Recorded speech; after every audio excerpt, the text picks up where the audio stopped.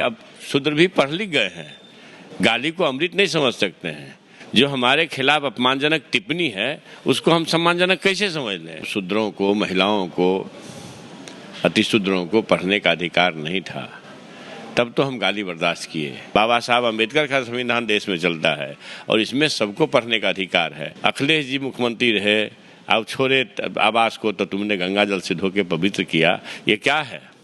ये जातीय अपमान नहीं तो क्या है? सबरी के बेटा को मंदिर में जाने देते हो, राष्ट्रपति तक को नहीं जाने दिया भाई रामनाथ कोविंद जी को। चौपाई, छंद और दोहे पर ही उनको आपत्ति है, तभी तो दर्जनों ऐसे हैं वो खुलेंगे हुए। मीडिया तो बिका हुआ है ही, सबको तो कितना शेयर दे दिया, इसका उतना दर्जनों, तब उनसे क्या लोग आशा करेगा। अरे भैया, इसलिए तो इन लोगों को मिर्ची लग रही है ना कि जो हजारों साल से दबाए गए कौम है उसको फिर से दबा के कैसे रखो छद्म हिंदूवाद के नाम पर। इसी खिलाफ तो लड़ाई है। ताड़ना मैंने शिक्षा देना अगर होता हो तो डिक्शनरी देख लीजिए ना। जाति के कारण जो कभी एकलव्य का अंगूठा काटा है लोग। बिहार के शिक्षा मंत्री प्रोफेसर चंद्रशेखर का बयान, जिसके बाद से विवाद बढ़ गया था और इनको जान से मारने की लगातार धमकी आ रही थी। ये कहा जा रहा था कि जो जबान काट के लाएगा उसको 10 करोड़ रुपया दिया जाएगा, लेकिन आज एक बार फिर इन्होंने कहा कि हम डरने वाले नहीं हैं, जो गलत है उसको दोहराएंगे और आगे भी लगातार जो गलतियां हैं उसमें उसको लाएंगे सामने। सर, आखिर क्या है चीज़ों जिसको लेकर के आप लोग बार इस तरह की बात कर रहे हैं? मैं मूलतः एक बात कहता हूँ कि 500-600 बरस पहले जब शूद्रों को, महिलाओं को, अतिशूद्रों को पढ़ने का अधिकार नहीं था, तब तो हम गाली बर्दाश्त किए। अब हम सब पढ़ लिख गए हैं, अब शूद्र भी पढ़ लिख गए भाई, तब गाली को अमृत तो नहीं समझेंगे ना। तो जो इस तरह के शास्त्रों में हमें अपमानजनक गालियां दी गई है उसके खिलाफ जो बातें हैं मैंने कही, और कई बातें ऐसी है जो कहना अभी बाकी है। क्या बातें हैं सर? मैं कहना बाकी है तो कहूँगा ना समय पर। मैं अभी भी बोला हूँ, आएगा समय आ रहा है कहूँगा भाई। हम अपने गाली हमारे कहा कि ढोल गवार शूद्र पशुनारी सकल ताड़ना के अधिकारी, तो लोग बोले कि ताड़ना मतलब शिक्षा देना। तो अब ये ताड़ना मैंने शिक्षा देना अगर होता हो तो डिक्शनरी देख लीजिए ना, हिंदी शब्दकोश देख लीजिए, संस्कृत का शब्दकोश देख लीजिए। इसलिए मैंने कहा कि भाई अब शूद्र भी पढ़ लिख गए हैं, गाली को अमृत नहीं समझ सकते हैं।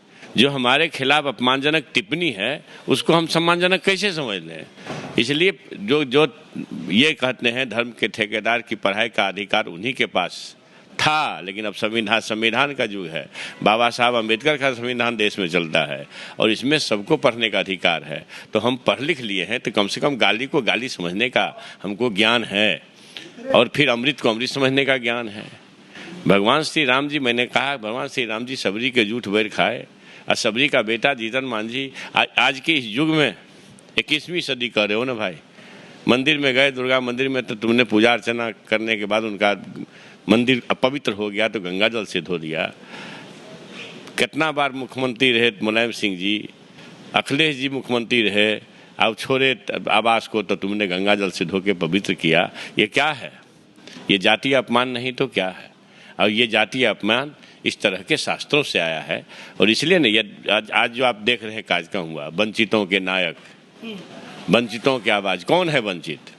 वही जाति के कारण जो कभी एकलव्य का अंगूठा काटा है लोग, कभी कर्ण को प्रतिस्पर्धा में शामिल नहीं होने दिया, कभी शहीद जगदेव प्रसाद का कत्ल किया, कभी लालू यादव को जेल में भेजा है, सामाजिक न्याय के योद्धा लालू यादव को, जिन कारणों से वो कारण अभी जिंदा है। इसलिए ये षड्यंत्रकारी जो हैं, छद्म हिंदूवाद, छद्म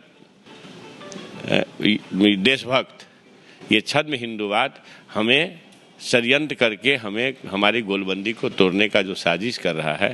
अब इनको समझना चाहिए कि बिहार भारत में एक अकेला राज्य है जो परिवर्तन का बयार चलता है, परिवर्तन का बयार चला है, देश में विमर्श चल रहा है।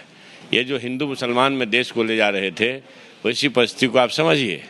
और अभी जब एक आध चौपाई, छंद और दोहे पर ही उनको आपत्ति है, तभी तो दर्जनों ऐसे हैं वो खुलेंगे हुए। आएगा मौर्य ने साफ कहा कि इस किताब को बैन कर देना चाहिए। मैंने एक बात कहा कि 1 क्विंटल दूध में 1 गंदगी डाल दो, पूरा दूध खराब। ठीक। तो भाई भगवान श्री राम जी सबरी के जूठ बैर खा सकते हैं, तो वैसा समाज बनाओ ना। सबरी के बेटा को मंदिर में जाने देते हो, राष्ट्रपति तक को नहीं जाने दिया भाई रामनाथ कोविंद जी को। 18 फरवरी 2020 को कह दिया वो मोहन भागवत जी, जो शिक्षा और संपत्ति से लोगों का अहंकार बढ़ता है। भाई तो आप शिक्षा संपत्ति अपने पास रखना चाहते हो, लोगों को नहीं देना चाहते हो, तो ये जो 85-90% लोग हैं, अब तो 97% कर दो ना। पूरी नारी शक्ति को जहाँ गालियाँ हैं, अपमानजनक टिप्पणियाँ हैं, उसको कैसे लोग अमली समझ लेगा।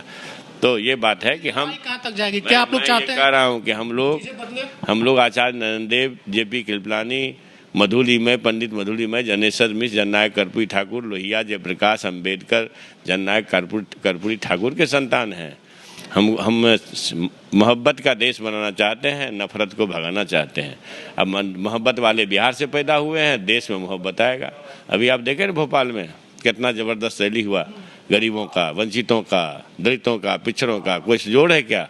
लेकिन कोई मीडिया चैनल नहीं चलाएगा। आप जैसे लोग सोशल मीडिया वाले चलाएंगे, आप ही लोग बदौलत अभी चल रहा है समाजवाद। आपको लग रहा है कि मीडिया, अरे मीडिया तो बिका हुआ है ही, सबको तो कितना शेयर दे दिया, इसका उतना दर्जनों, तब उनसे क्या आप लोग आशा करेगा। लेकिन समाज सिर्फ मीडिया से नहीं चलता है, समय आएगा जब सत्य सामने आएगा। तो अभी अरे आप लोग जाति गिनती करा रहे हैं, तो इसके बाद जिसकी जितनी संख्या आएगी हिस्सेदारी मिलेगा राजनीति? अरे भैया, इसलिए तो इन लोगों को मिर्ची लग रही है ना, कि जो हजारों साल से दबाए गए कौम हैं, उसको फिर से दबा के कैसे रखो छद्म हिंदूवाद के नाम पर। इसी खिलाफ तो लड़ाई है, इसी खिलाफ तो समाजवाद है, इसी खिलाफ तो सामाजिक न्याय है। जननायक उन्होंने कहा कि जाति गिनती हो रही तो हिंसा भड़क रहा है, रूढ़ी को लग रहा है।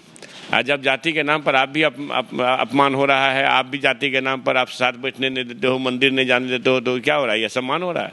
ये सब वैसे ही लोग हैं। तो हमारे साथ बिहार के शिक्षा मंत्री प्रोफेसर चंद्रशेखर थे। उन्होंने कहा कि अब वो दौर नहीं है कि जब लोग शूद्र कहेंगे, हम लोग पढ़ लिख लिए हैं और अपना अधिकार जानते हैं, अपना कर्म जानते हैं। ये अभी शुरुआती है, अभी लड़ाई ये आगे भी जारी रहेगी और जब तक इन चीज़ों को बदल नहीं जाता है तब तक लड़ाई होते रहेगा। धन्यवाद।